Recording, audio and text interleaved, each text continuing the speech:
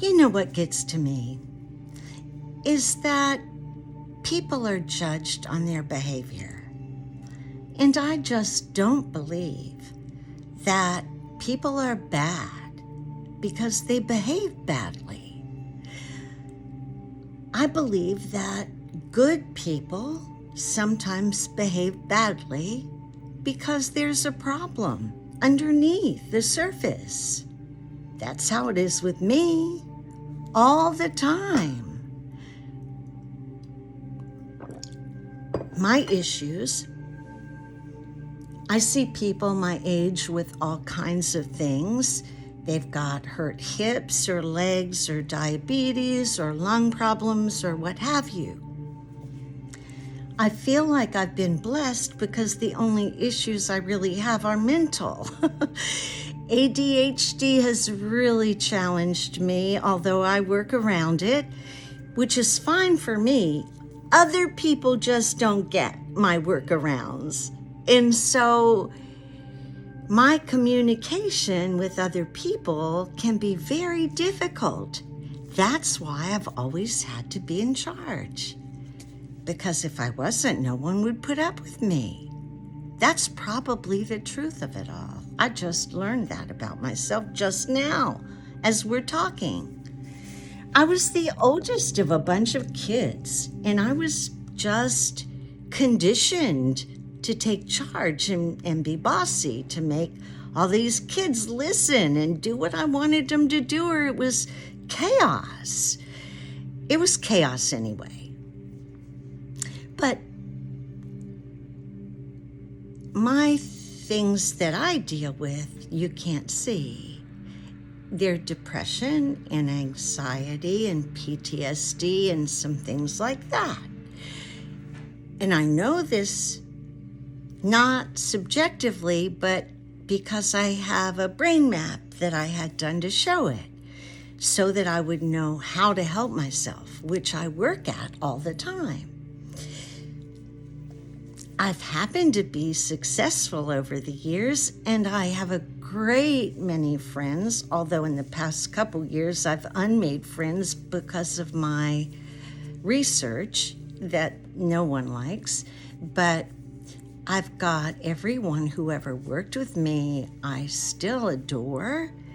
So I didn't realize I had issues. I really didn't.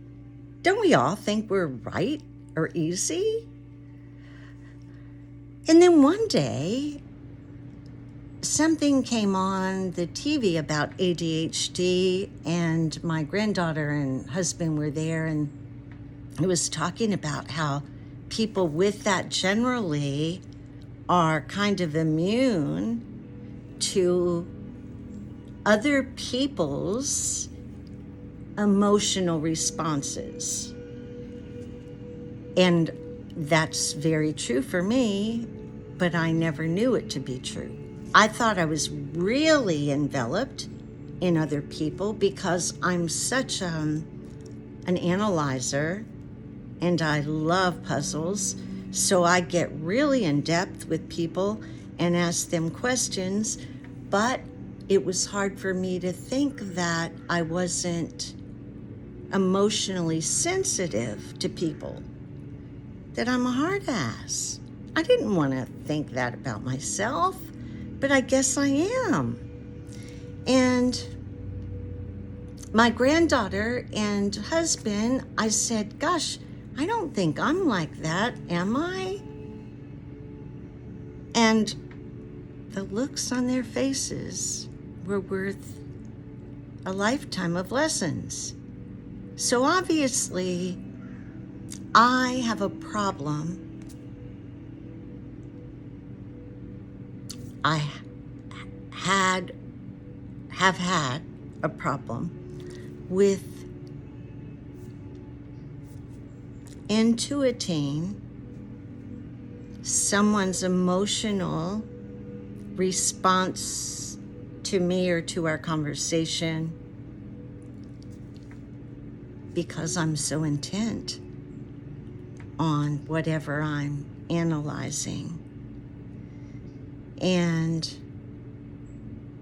So they tell me it's really difficult for people. And I see it now. Now that I know that that's me. I didn't know I didn't want to be like that. My behavior wasn't because I was a bad person. I've had people tell me that, I've thought this whole narcissism thing that you read about, and it never has registered with me. And then one day I thought, well, maybe I'm one and that's why. And so I read about it and everything, and I'm not, because I care so much about people, too much, that I think everybody's my responsibility. Like, growing up as the oldest of 7. And it's an unspoken responsibility and not anything. I'm not telling you that I was Miss Big Sister Nurturer, because that wasn't it. When I babysat, they cleaned the house and I gave them lists, and then I locked them outside so they wouldn't mess up the bathroom. So I know who I am in some areas, but I don't think we know who we are. And we've never been taught to study ourselves and to ask questions about ourselves. And I've never been given any input from my family other than I'm a butt, But recently, when I've had these bouts with depression, I've gone off on some people. And there are lots of really good reasons. If I went to a therapist, they would tell you that obviously, what else am I going to do with the information? I've got to go off or let it out or do something with it. But what about the people that are on the receiving end?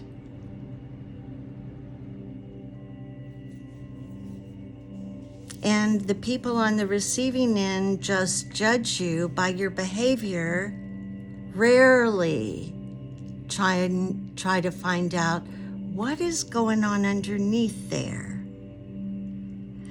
And when you have these issues, like ADHD and depression and those anxiety kind of things, which never stood in my way of success. I've written a book with Deepak Chopra, and Kenneth Blanchard. I've written a children's book. I won an international speech contest here. I've spoken internationally. I'm a distinguished Toastmaster. I've run many organizations, started many events. I mean, I'm no slouch, right? Because I worked hard. But maybe I ran over people. I don't know.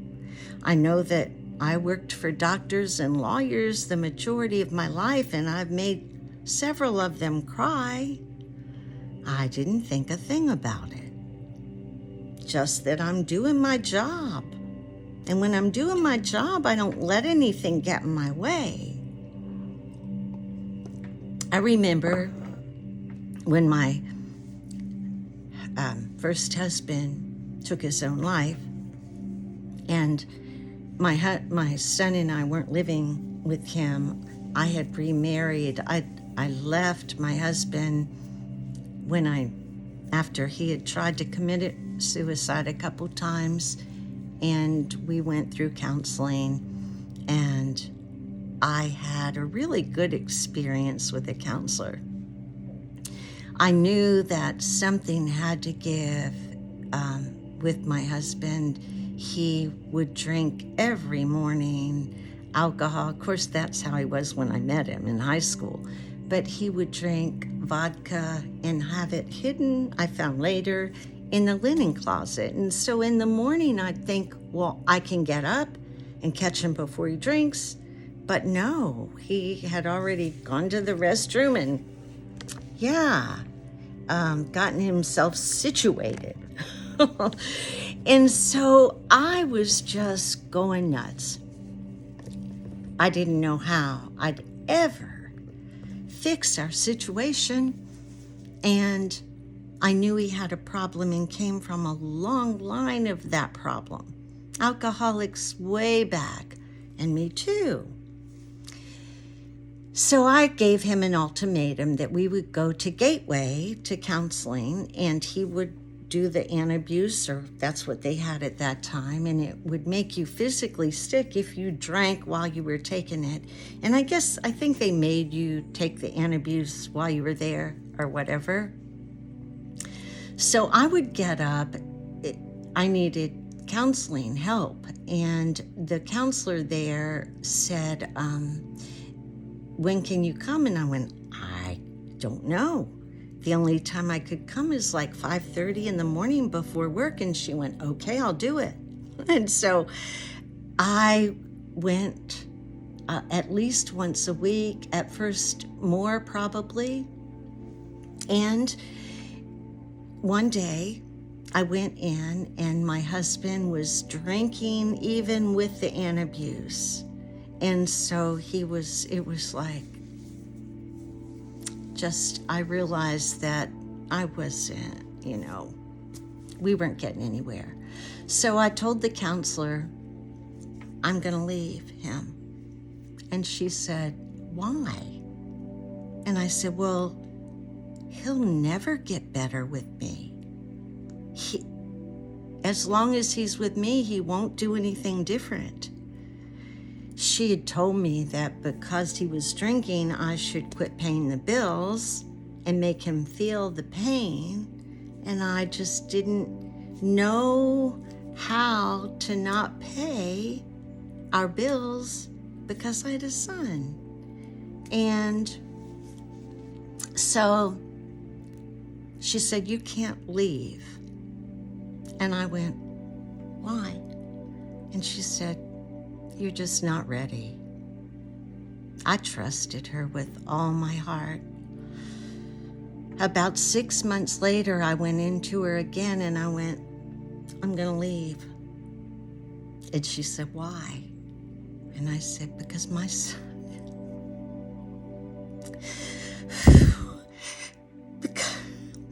because my son and I deserve a better life. And she said, yeah, it's time for you to leave. And I did. And it was tough. Really tough. I loved him with all my heart. Still do. He's my first sweetheart.